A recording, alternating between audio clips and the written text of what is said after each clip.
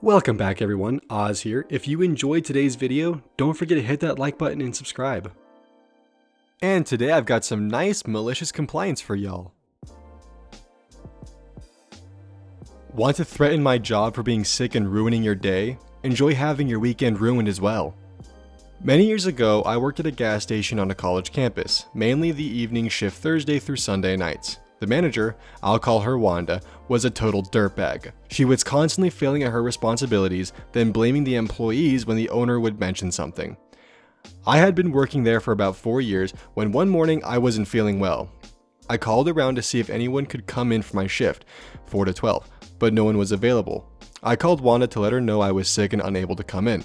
Since part of her job was to cover shifts when others cannot, she told me to be at work and on time or else I would be fired. So I took my sick ass up to work and within an hour I was throwing up.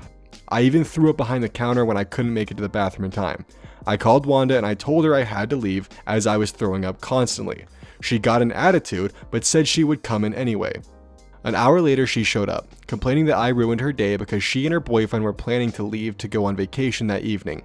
I started to gather my things and she asked me what I was doing. I said, I'm sick and throwing up. I'm going home. She replied, I'm just here to watch the store while you get yourself together. If you leave, don't bother coming back. So I left. Around 8 o'clock, Wanda called to ask where I was. I told her I was at home, in bed, still throwing up. She told me I needed to come back to work so she could leave for her vacation. I reminded her of what she said before she left and said I was more than happy to comply. I hung up the phone and unplugged it. This was when landlines were still popular. I plugged the phone back in at 11:45 and called the store. Wanda answered after a minute of ringing, so the store had to be busy. Usually there's a ton of college kids wanting to get alcohol before the midnight cutoff. I said something like, Wanda, it's Christine. I just wanted to let you know that I'll be coming by Monday to get my last check. And also, I agreed to work doubles tomorrow and Sunday so employee X could go home for the weekend. Good night, and unplugged the phone again after hanging up. I had a cell phone at this point, but Wanda didn't have the number, so I didn't plug my phone back in until Monday. I went up to the office around 3 to get my last check and Wanda was furious. She had worked an entire extra week's worth of hours in one weekend and she was salaried, so no extra pay. She also got in a lot of trouble when the owner found out what she did and I was rehired immediately. She was fired within a year of that incident. Dad would rather risk his daughter's life than just taking no for an answer. As a preference, I'm a lifeguard at a pool that gets pretty busy over the summer days. We have 3 pools. One is an Olympic-sized pool which has a slide on one of the long sides. There is a guard at the bottom who is ready to get in if someone starts to drown or an emergency happens near him, and a guard at the top to explain the rules of the slide to make sure the kids go down safely. The slide is where the story takes place, with me at the bottom.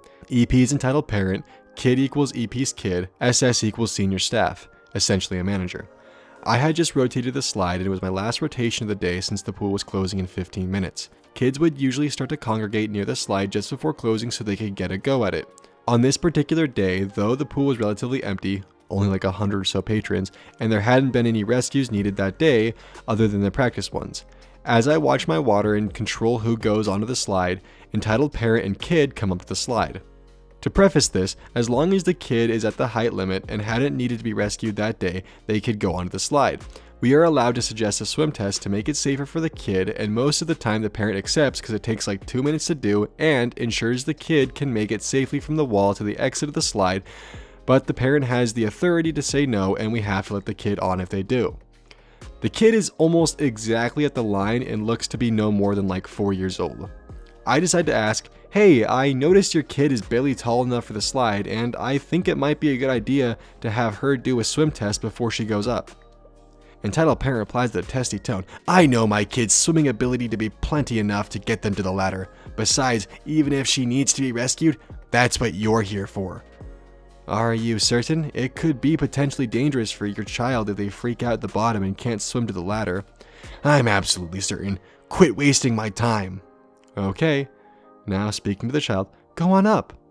The kid goes up and I hear the guard on the top explain how to go down, and then the kid starts their journey down the slide. At this point, I'd taken off my flip-flops and was ready to jump in because I was almost certain kid would start to panic and drown once they hit the water. I was right. I jumped in after doing a single long whistle to alert the guards and the senior staff to come down and help me where needed. I got the kid to the ladder and had them climb up, and the dad was ready and was prepared to go ahead and leave now that the fun was over before the traffic outside got bad. Pool closes at 4:30 and rush hour tends to get annoying here at 4:45. Sadly for him, senior staff immediately stops him. "Sir, I must ask you to stay here for a while we get the papers ready for you to sign." "Papers?" "Yes, every time one of our lifeguards has to rescue someone, we need your contact information, your testimony as to what happened, and your signature. It's to make sure everything is documented." In a huff, the entitled parent sits down and gets ready for what he likely thinks is only going to be a few minutes of questions and signing. Boy, was he wrong. Since the lifeguard who does the rescue has to sign first, I made sure I took my sweet time getting my glasses from the water, getting out, then putting on my flip-flops. Then after around 5 minutes, I sign. After that, he has to stick around for about 10 minutes, signing and answering questions, and to get a lecture on how his child is now confined to the shallow ends, and if she is seen in any of our deeper waters, entitled parent and kid will be immediately taken off the pool grounds for endangering patrons by consuming lifeguard surveillance.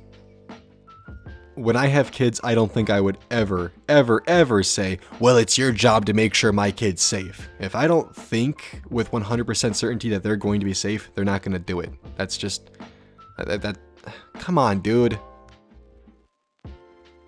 Grocery store witch gets shut down. This happened 5 years ago when I was a senior in high school, around age 17 or 18 for those not familiar with the American education system, and was working as a cashier at our local grocery store.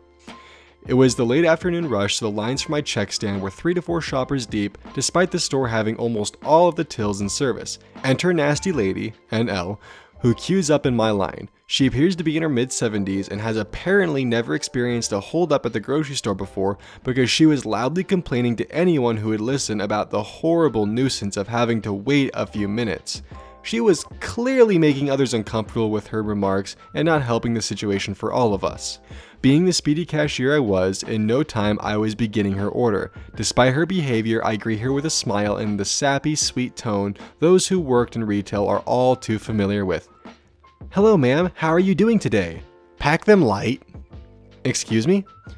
"You heard me. I said I want my grocery bags packed light. Can't you see I'm an old lady? I can't lift much." "Absolutely, not a problem."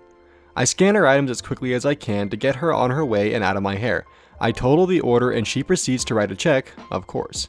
As she does this, I begin bagging up her items. I fill the bags with about half of the weight I normally would put into a bag, as this had previously appeased others with the same request.